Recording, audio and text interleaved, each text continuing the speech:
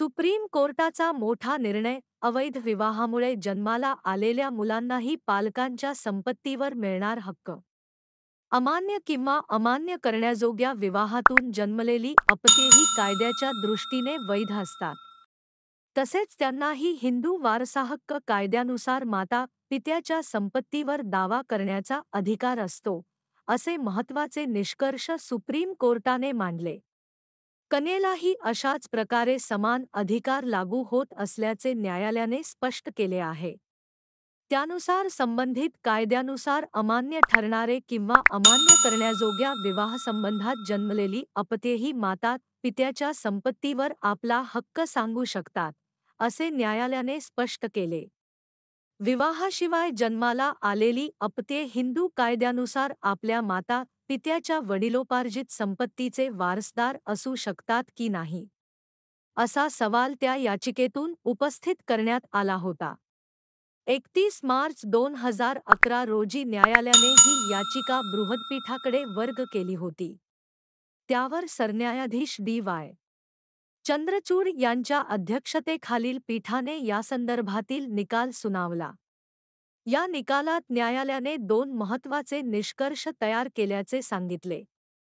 पहिल्या निष्कर्षात अमान्य विवाहातून जन्मलेल्या अपत्यांना घटनात्मकदृष्ट्या वैधता दिली जात आहे.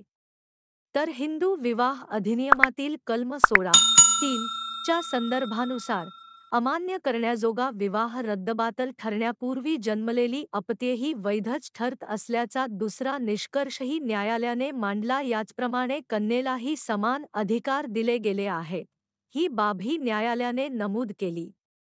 सर्व पक्षांचा युक्तिवाद ऐकून घेतल्यानंतर त्यांच्या खंडपीठाने हा निर्णय घेतला असल्याचे म्हणाले. त्याने 4 मुद्द्यांमध्ये आपला निर्णय दिला. म्हणाले, हिंदू विवाह कायदा च्या कलम 16 च्या पोटकलम 1 अन्वये जन्मलेल्या पती पत्नीची मुले कायद्याच्या दृष्टीने कायदेशीर आहेत.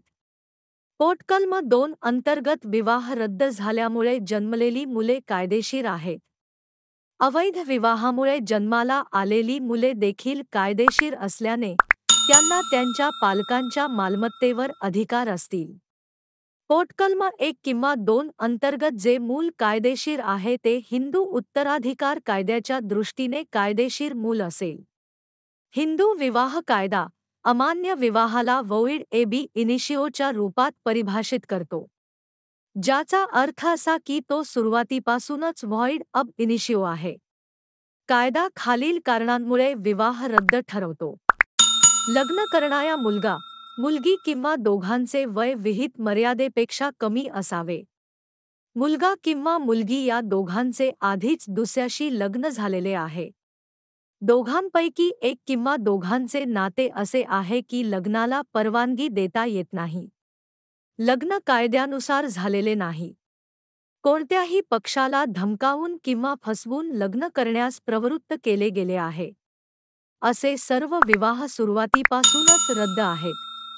पण न्यायालय अशा काही विवाहांना अवैध ठरवते. अशा परिस्थितीत जोपर्यंत कोर्टाने अवैध घोषित केले नाही, तोपर्यंत विवाह वैध आहे. हिंदू विवाह कायदा अंतर्गत अशा विवाहांना लग्नाच्या वेळी एकतर पक्ष मानसिक आजाराने ग्रस्त होता आणि तसाच आहे.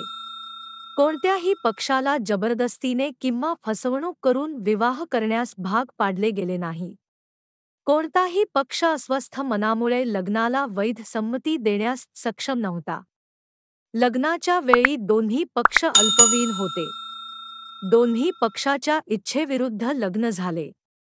निरर्थक किंवा रद्द घोषित केलेल्या विवाहाचे मूल कायदेशीर मानले जाते. याचा अर्थ त्यांना वैध विवाहाच्या मुलांसारखेच हक्क आहेत.